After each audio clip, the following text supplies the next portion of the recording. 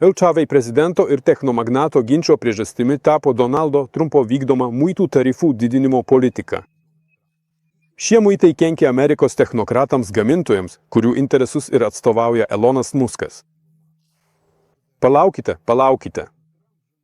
Bet juk Trumpas priešingai nori sugrąžinti gamybą atgal į Jungtines Amerikos valstijas. Juk tai turėtų padėti Amerikos pramoniai, būtent tiems patiems technokratams. Taip, ir tai priešingai juos sustiprintų. Tai kodėl jie nepatenkinti? Kodėl jie ginčijasi? Užduokite savo paprastą klausimą, kodėl LČV pramonė išsiplėtė po visą pasaulį? Kodėl Amerikos įmonės persikėlė į Aziją?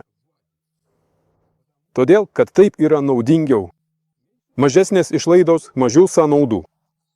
Surinkti elektromobilį Tesla tik iš amerikietiškų detalių neįmanoma, nes vien tik amerikietiškų detalių nėra. Mazgai ir komponentai elektromobiliams Tesla gaminami visame pasaulyje. Lygiai taip pat įranga palydovinėms Starlink sistemoms ir raketoms, SpaceX raketoms gaminama skirtingose pasaulio vietose. Tokia yra sistema, kurią Jungtinės valstijos kūrė pusę amžiaus.